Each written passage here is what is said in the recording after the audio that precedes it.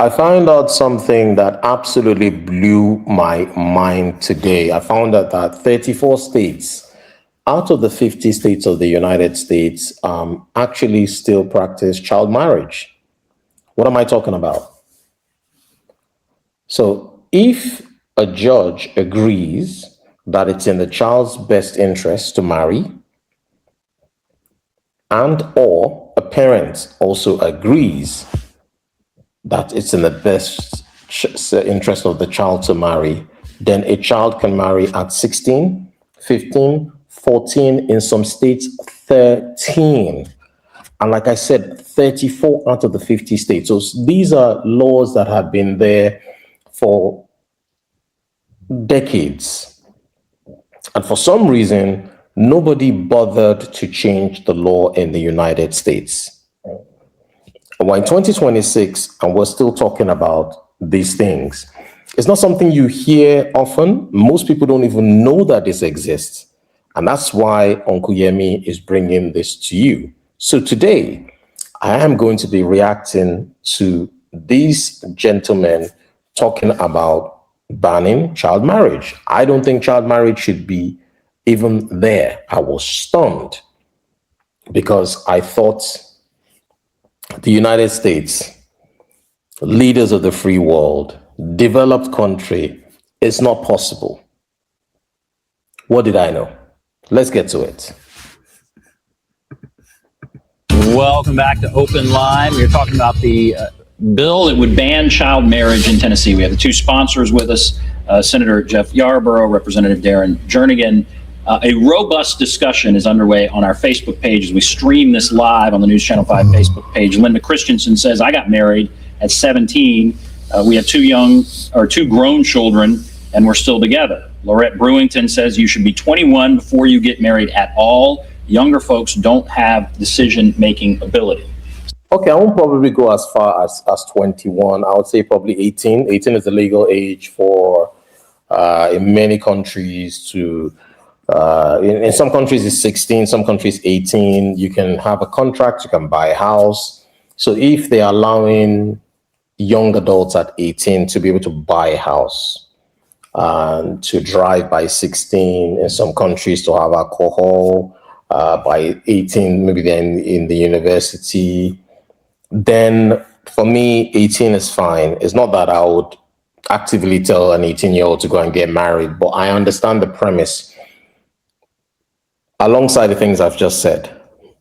So yeah, 21, 18, I'll probably say, 18 is okay, but anything beyond 18 or lower than 18, for me, it's a no-no. So there you get a sense of what's going on back and forth on Facebook. A lot of that. Let's go to Wayne. Hello, Wayne.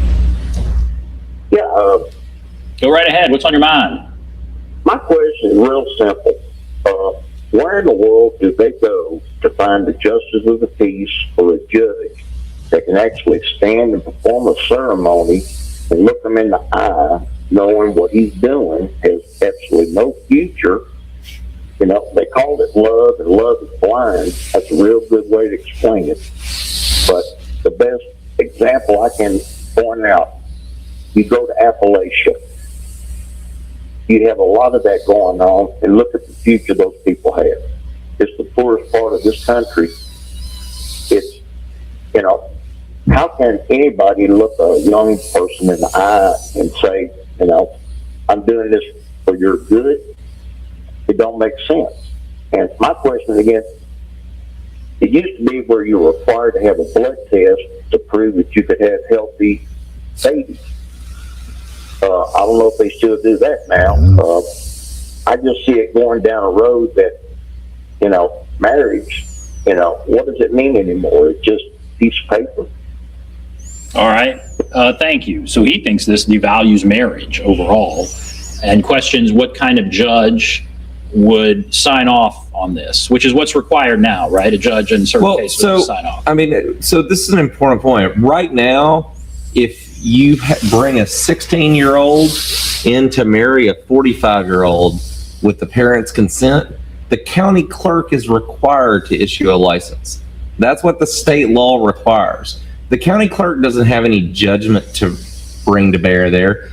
did you guys hear what he said?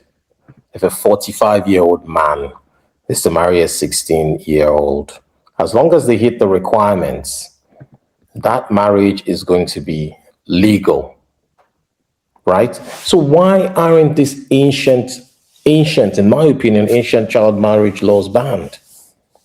But some people are saying that it's not even ancient. Why am I even saying it's ancient? It's active. These are colonial era laws. These are religious personal laws. These are customary law systems. Or these are modern laws with exceptions. Right? Because some countries allow religious or customary law to operate alongside civil law, governments are hesitant to override these for political or even social reasons. They're saying that if they reform these marriage laws, it can trigger religious backlash. There could be cultural resistance in some of the states in the US where this is still being practiced, and there could be severe electoral consequences, meaning the congressman or the senator or the governor that passes this or pushes for this could lose an election. So because of their selfish reasons, they don't think about the children. They don't think about the impact on the children, on childbirth, on finances, or even their mental capacity to take on marriage at such a young age. And they're saying that parental consent, judicial approval, and religious courts are the exceptions. But what about the child? Is the child ready? Is the child ready? Let's keep watching. Even if the county clerk suspects that the person is being coerced, suspects there's, if there's a proper application that's got parental consent, I think that in most cases that license is going to issue. The judge right now only comes into play if it's people that are under 16, and so that's actually part of the problem is that we have. I think there's some sense in letting there be a judgment and an evaluation if you're going to be doing this, instead of just having a bright line rule and whatever a parent agrees to. Somebody said earlier, like, we shouldn't take away these kids' rights to do this. 16-year-olds do not have the right to get married right now. They only have the right insofar as they're allowed or directed by their parents. You would be taking away the parents' right to dictate what their kids do with their entire life.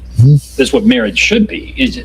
So that's right. We don't let parents dictate to let them drink, but under 21, we don't let them dictate. Exactly. They can't buy alcohol under 21. They can't probably fire a gun range at a gun range under a certain age. They can't enlist in the military to fight for their country. They can't even have a contract. They need to have an adult over the age of 18 to supervise them for contracts. So I said 34 states. Some people are saying, that 34 states might not be accurate, but at least as of now, Delaware, New Jersey, Pennsylvania, Minnesota, Rhode Island, New York, Massachusetts. New York is very surprising. Vermont, Connecticut, Michigan, Washington. These are some of the states I've been able to see. So why are these legacy laws not cancelled? I already gave you the reason. There's a backlash from the religious institutions, some religious institutions, and for political reasons as well. But it's absolutely sick. In my opinion, it's sick. It's sick. Hey, have some smokes. It's okay. But for some reason, lifetime, even a tattoo, which is, I would argue, another lifetime commitment. That's harder to get rid of. We don't allow that. So sometimes the state has to step in and protect the child. Let's go to Renee. Hello, Renee. Are you there, Renee? I am. Hi, go right ahead. I think that 21 it should be the number for all of these things, marriage especially. buying alcohol, tobacco, buying guns, voting. I think all of those important things, even serving in the military and the police, I think you should be 21, and I do believe that you should have some sort of evaluation, not just go to the courthouse and get a marriage license. You take tests for graduating high school. You take tests for this and tests for that, and I think there should be some sort of a course that should be taken. I've been married almost 30 years. I married when I was 25. Our daughter married when she was 25, and I know that human brains don't fully develop until you're 25. Exactly. And people have been talking about this frontal lobe thing, that your brain does not develop fully until it's 25. So why are these things 21 and 18? Because they've been historically 21 and 18. But they're reluctant to change it. Old laws are very difficult to change. Once a law comes into play, it's very difficult to get the required number of people in Congress or in Parliament or whatever you want to call it for them to turn it around. And this is why these laws continue to take place. Let's keep watching. Scientifically known fact. Right. And my mom, she slipped off with the love of her life to Iuka, Mississippi. That man was talking about Appalachia and everything, and poor and stuff. Mississippi, they're poor too. I mean, really poor. I've been there. And she slipped off at 14 and married the love of her life. 14. If that had been a child of mine, as soon as she got back, she would be going and getting an annulment. Well, it's amazing that it's even legal. She married, had me and everything. Why is it still legal? Why is it still legal? Why? Why are we not having congressmen, governors, and senators talking about this? And you see, this is the hypocrisy I have about the US. They talk about other countries, third world countries, this world country, fourth world country, whatever.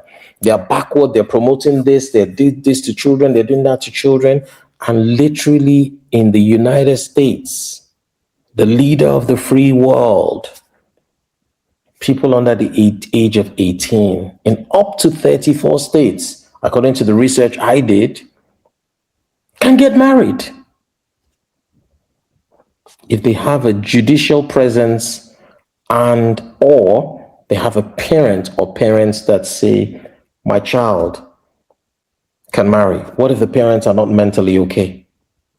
What about if the child is being groomed? Are we thinking? Are we thinking? Are we thinking? Are we thinking? And she married at 14, had 3 kids by the time she was 23, and divorced. She married again at 25. Did you hear that? Married at 14, had 3 kids before 23, and then was divorced. What does a 14-year-old know about marriage? What does a 14-year-old know about relationships?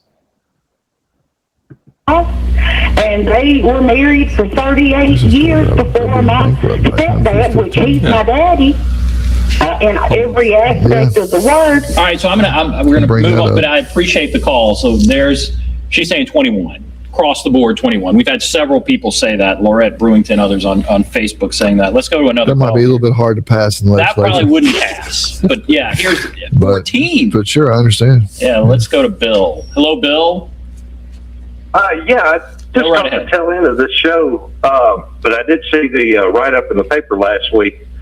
I read, you probably already discussed this, but I read that there were like 3 or 4 10-year-olds that had been married in the state in the past year? No, not this past year. Not the past year. So,